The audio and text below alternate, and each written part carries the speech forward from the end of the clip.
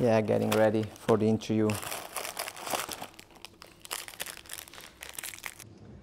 Feeling the pressure, everyone's watching. Yeah.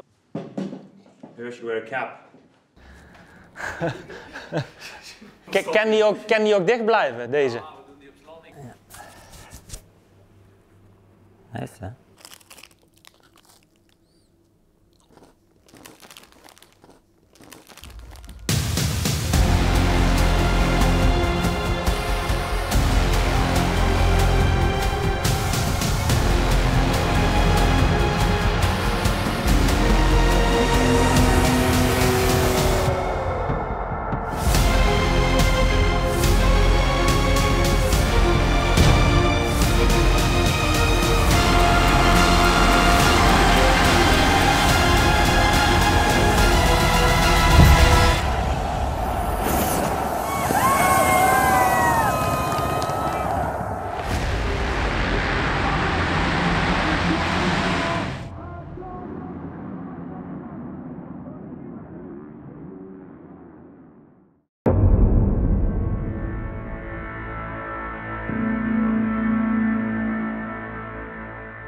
When people think of fast-paced motorsports that have money thrown at them, people naturally think of Formula One, MotoGP, but actually nestled in that same category, and maybe the most intense of them all, is MXGP.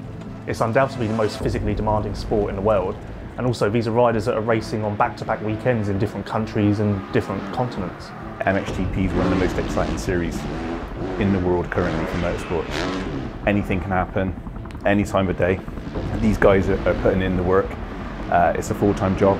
If you haven't done the work, if you haven't done the preparation, if you haven't sacrificed everything else to be ready for that war on Sunday afternoon, it will show up and you will regret it.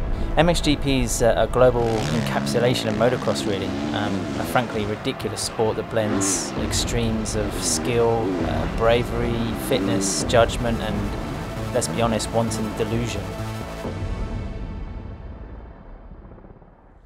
I'm Jeremy Siever, I'm from Switzerland and I ride for Monster Energy Yamaha Factory MXGP.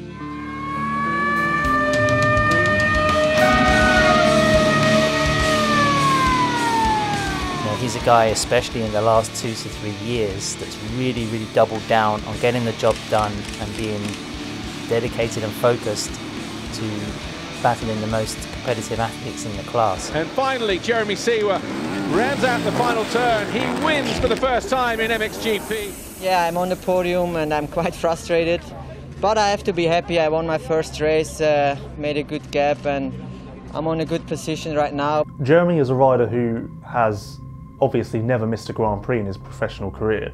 That total sits at 128 heading into 2021. But also when he started that career, way back in 2014, he was attending school on a full-time basis at the time. You know, I had no idea where does my career bring me, because I was still, you know, the little guy coming from Switzerland, not much motorsport around. I was doing good, not super wow, but I was good, you know, so I never knew do I manage it complete to the top or not, so it was always important for me to do school. Star Energy Suzuki Europe, Jeremy Siever will take his first race win of the year. Could make many passes in the first 2-3 laps, and then yeah, I won the race and I'm so happy about that. Not only was he trying to break into the scene and prove himself to these team owners, he was also trying to achieve grades and deliver on that front as well. Yeah, it was one of the toughest times of my life, because I had 2 times 100%, and yeah, I was ill a lot and these kind of things, because my body was just empty, you know, most of the times. But afterwards, I think I'm glad I did it, and yeah, it worked out in both ways actually in the end, so that's perfect. The fact that he's started every Grand Prix of his career and hasn't missed a round to date is a phenomenal commodity. I think it's something worthwhile that manufacturers maybe don't rate as much as the potency to win events or that kind of outright speed that we see in Jeremy Siever's rivals, but his championship finishes, you know, bear testament to his consistency. His effort level is really what seems to make the difference for me. I don't believe that there's anyone in this class that is trying harder to go faster than Jeremy Siever. And you can see the mistakes being made. You can see many times that he's riding over his head a bit. He's a little bit out of control. but I think he's come to the conclusion that that's what it takes to ride with the likes of Geiser and Herlings and Cairoli, then he's willing to do it. And I believe if he can stay healthy, if he can continue to improve and find this pace becoming more comfortable, that's going to be a very dangerous situation for the rest of the field. We can see, we can feel that he is growing, he is stronger himself, he is stronger mentally. Every year he is more confident and also believe that he can be in the front, he can also win GPs, and sure, everything will help him for this year and maybe year after to be world champion.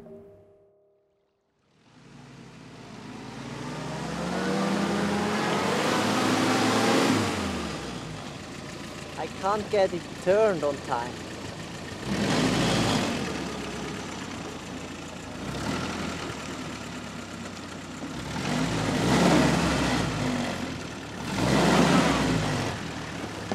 It's cool. Got the gun with me, you know, just in case of emergency. I mean, yeah, it's not loaded, so don't worry. All legal. Yeah, super cool. I got to show you the horn actually. This is the cool thing. Here we go.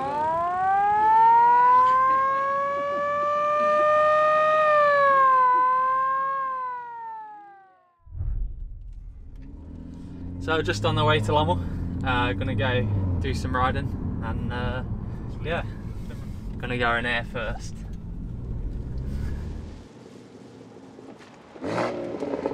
Turn traction off.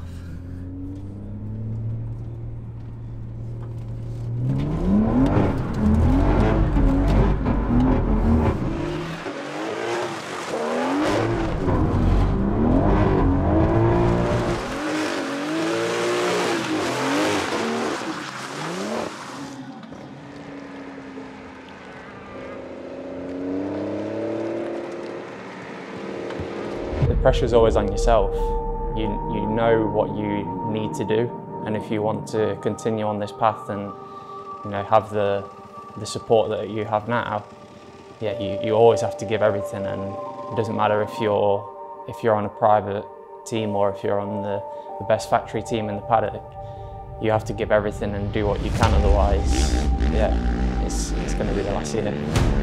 I think for the Yamaha team, if they truly want to be competitive and have a chance to win this MXGP crown, they have to take it seriously. We saw how potent Jeremy Seewer was last year and the steps forward he's taken. But if you look at the return of Jeffrey Herlings, you look at the competitiveness of Romain Febvre, and Antonio Cairoli surely wants to get that 10th crown. You have the returning champion and Tim Geiser. There are so many riders that are in their way. It's still going to be a challenge. Red Bull KTM are the dominant force in MXGP. That's fact. HRC have now risen to that level following the multiple titles that Tim Geiser has acquired, and it would seem that Yamaha are the next in line to do that, thanks to a team owner who simply won't stop. It really seems as though Louis Vosters won't let anything get in the way of him achieving his dream. Whether the team needs more manpower, more resources, or even just money thrown at the operation. It just seems as though nothing's going to stop him or stand in the way of his dream. Yeah, sure. Without Louis, I will be not here. And yeah, Louis give everything for the rider, for the team, for me. The fact that he decided to create his own team was a very powerful and forceful movement, and the resources and the quality and everything he's put into the setup is something I think that's made the Monster Energy Yamaha MXGP team one of the most envious in the paddock.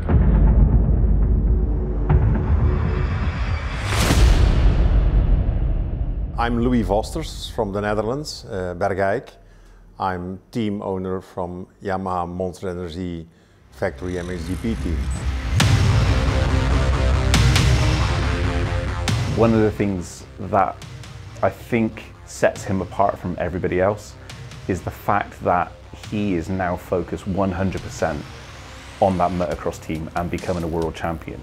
To literally give up or walk away from the company that he founded to just solely focus on winning a world championship, I think you have to take this guy serious. 2019, I stopped being CEO at Wilvo, so now I full focus on motocross, on my team. Whether it be in his personal life or his business, he has always reached the goal that he set for himself, and it seems as though motocross will be no different. He certainly won't stop until he does reach that pinnacle. To have a team around you, you fully trust, you can rely on. It's not only a mechanic who has to do his job, it's like a full-on, it's kind of a family which has to work, you know. She make this only for you. If you want, you can share with everybody. But... Oh, okay. No, at the moment, I keep for me. Yeah, it's better, eh? Yeah. Factory teams and satellite teams, it's usually a matter of resources, equipment, attitude, and staff as well. We can walk around the paddock and be impressed by hospitality units, awnings and trucks, and there's still quite a diverse collection of those kind of rigs in MXGP in 2021, even though the level of the sport is arguably higher in terms of that technical support system back in the paddock.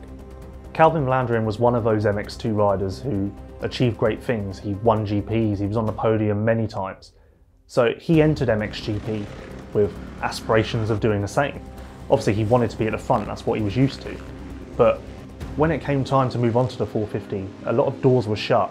There were no options for factory rides, and truthfully, there were no options for any rides. The Gebben Van Venrooy deal came through last minute, and had it not been for that, we might not be talking about Calvin Vlanderen as a MXGP rider anymore.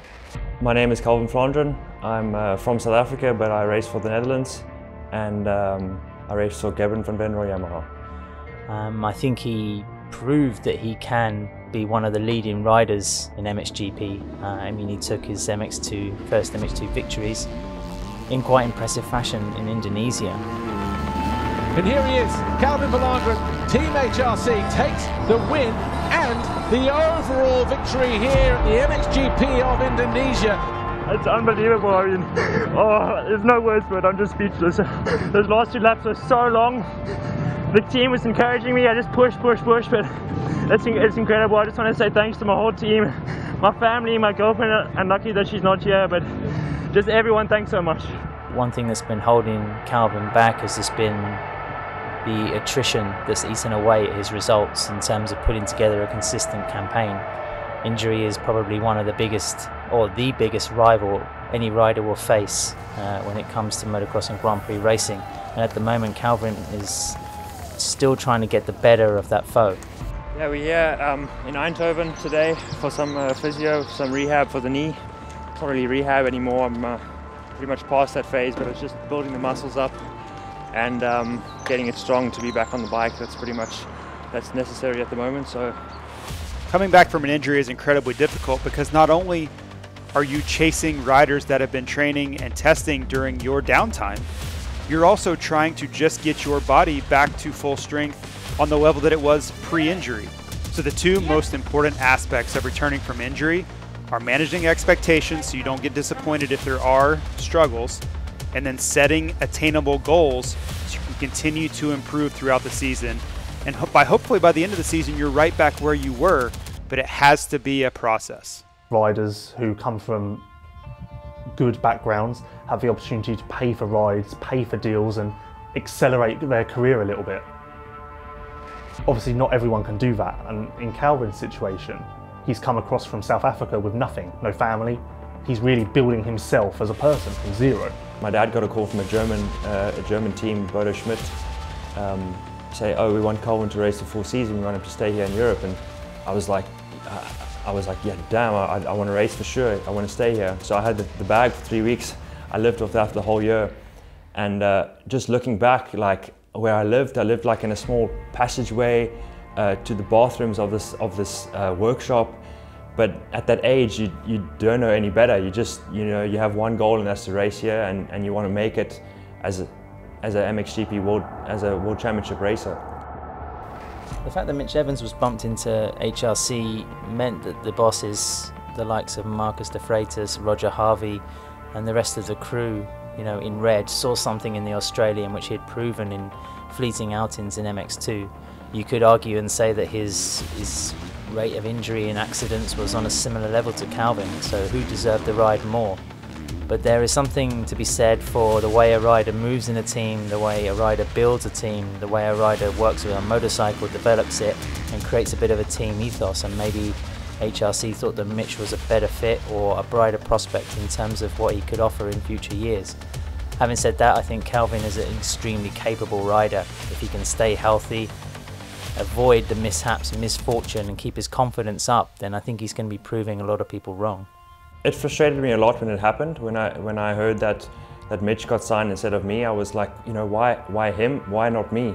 I was like, on paper I can show the team that I'm the better rider, but anyway, at the time I was really angry, and I've put that in the past, and I've moved on, and I'm still good friends with everyone in Honda. They treated me really well, but you know, I won't forget how they finished with me, let me put it like that. I believe the story for Calvin Blandern is he just needs to show patience. This MXGP field is incredibly deep, and there's talent everywhere you look. So I think if you're Calvin, you continue to improve, you continue to work on your skill set, and each and every time you get the opportunity, you have to make the most of it. You have to show promise. So when it does come time for a contract, you're right at the top of the list for potential riders. I definitely believe that if I feel comfortable on the bike and I'm in a good space, I can definitely be fighting for podium, 100%. I don't have one single doubt in my mind. And that's going to lead me to get a factory team, 100%. This knee is also stiff. And I ran, because I was not in a good mood, and I ran to shut him up. And I put it like a stopper behind the door, you know, so the door doesn't slam. Yeah. And I forgot about that. So I ran to the door, and the door just stopped as soon as I went out, and hit my face and hit my knee like on the corner. You know how that's called. I went lying on the floor because of pain, and then like 2 seconds later I just started laughing because that was so stupid. You know how that's called? What was it called? Karma. For what? Yeah, you said you were annoyed. Yeah. And then after that I was even more mad at the dog.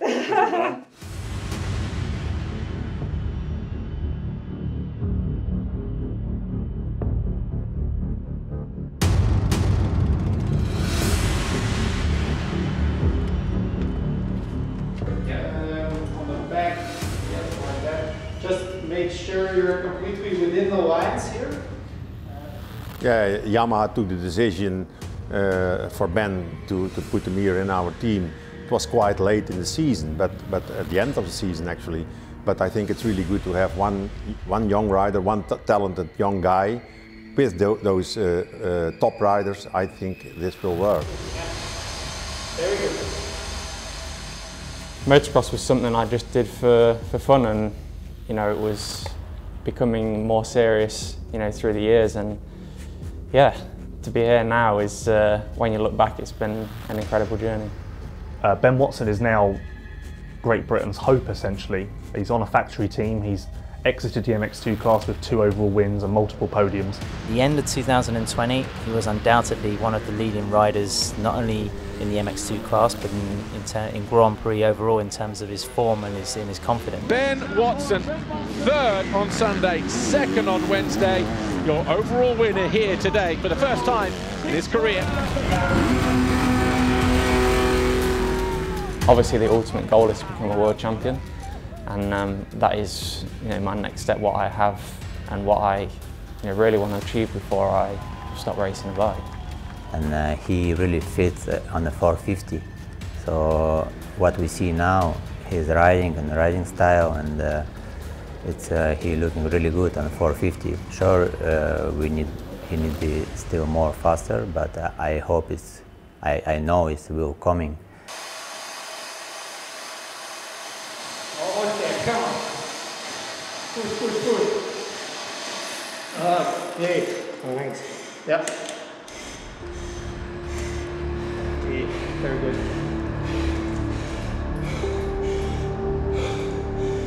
Good results. Yes, Herlings is fast, Prado is fast, Cairoli is fast, Geyser is fast. They are really top guys, but here, for our riders, everything is here in place, so I think we can go for it, and everything I did in my life I try to do for 100%. So also this chapter in my life I want to win and to win a title. Like you say, yeah, I can beat anybody now. It's just a matter of consistency and bring it through 20 GPs. The MXGP class in 2021 is so stacked with many potential winners. Louis Vosters is obviously hoping to get to the front of the pack with his 3 riders. He's got the returning Jeremy Sewer, young promising rookie Ben Watson, and then new signing 5-time GP winner Glenn Koldenoff. Koldenoff has really put himself on the map in recent years with many GP wins, many podiums, Motocross of Nations success. He's really established himself as a potential title winner in the future. He just needed that extra little edge. And that's why he's joined forces with Monster Energy Yamaha Factory MXGP and Louis Vosters. My name is Glenn Koldenoff. I'm riding for Monster Energy Yamaha Factory MXGP.